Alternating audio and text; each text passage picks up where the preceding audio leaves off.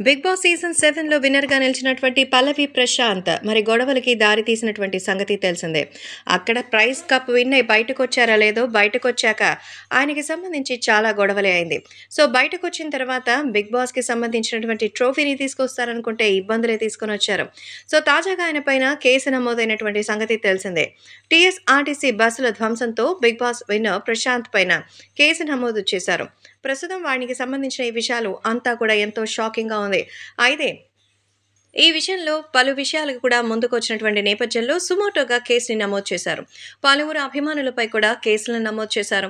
ఆదివారం రాత్రి అన్నపూర్ణ స్టూడియోస్ సమీపంలో అభిమానులు సృష్టించిన బీభత్సాన్ని సుమోటోగా తీసుకున్న జూబ్లీహిల్స్ పోలీసులు దీనికి పల్లవి ప్రశాంత్ అభిమానులే బాధ్యులని గుర్తించి రైతు బిడ్డపై 6 సెక్షన్స్ కింద కేసు నమోదు చేశారు. Indian penal code section 147, 148, 290, 353, 427, 149 sections కింద పల్లవి ప్రశాంత్పై జూబ్లీహిల్స్ పోలీసులు కేసులు పెట్టారు. అంతేకాకుండా కొంతమంది అభిమానులపై కూడా కేసు నమోదు చేశారు. విజేతగా పల్లవి ప్రశాంత్ నిలుస్తారని ముందుగానే వార్త బయటకు రావడంతో ఆయన అభిమానులు పెద్ద ఎత్తున కృష్ణానగర్లోని అన్నపూర్ణ స్టూడియోస్ వద్దకు చేరుకున్నారు. ఆదివారం సాయంత్రానికే ప్రశాంత్ సొంత ఊరు నుంచి చాలా మంది స్నేహితులు, అభిమానులు స్టూడియో దగ్గరకు వచ్చారు. అమర్దీప్ అభిమానులు కూడా అక్కడే ఉన్నారు.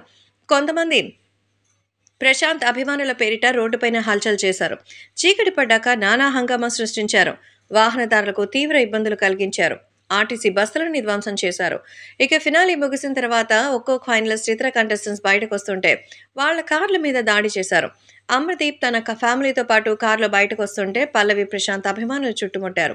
కారుపై దాడి చేశారు. వెనక అద్దం పగలగొట్టారు. తమను వదిలేయాలని అమర్దీప్ తల్లి చేతులు జోడించి ప్రాధేయపడ్డారు. ఇక అశ్విని శ్రీ కారు మీద కూడా కొందరు దాడి చేసి అద్దాలు పగలగొట్టారు. అలాగే అమర్దీప్ పల్లవి ప్రశాంత్ అభిమానుల మధ్య పెద్ద గొడవే జరిగింది. రోడ్లపైనే వాళ్లు కొట్టుకున్నారు. ఈ క్రమంలో ఆర్టీసీ బస్సులపై దాడి జరిగింది. ఈ విషయంపై ఎండీ వీసీ సజ్జనార్ చాలా సీరియస్గా తీసుకున్నారు. ఆయన ఆదేశాల మేరకు ఆర్టీసీ అధికారులు జూబ్లీహిల్స్ పోలీసులకు ఫిర్యాదు చేశారు. దర్యాప్తు చేపట్టిన పోలీసులు పల్లవి ప్రశాంత్ అభిమానుల ప్రమేయం ఉందని గుర్తించారు. దీంతో ఆయనతో పాటుగా ఆయన అభిమానులపై కేసు పెట్టారు. పల్లవి ప్రశాంత్ అభిమానుల దాడి దృశ్యాలకు సంబంధించి వీడియోలు సోషల్ మీడియాలో వైరల్ అవ్వడంతో వాటిని సుమోటోగా తీసుకుని భవిష్యత్తులో ఇలాంటివి పునరావృతం కాకుండా పల్లవి ప్రశాంత్పై చట్టమైన చర్యలు తీసుకోవాలని మరి అన్నారు. ఇక్కడ రైతు బిడ్డ ట్యాగ్ వాడడానికి అస్సలు వీలు పడదని, ఎందుకంటే ఇక్కడ చేసినటువంటి పనులు వాటికి రిలేటెడ్గా అయితే ఏమీ లేవని మండిపడ్డారు.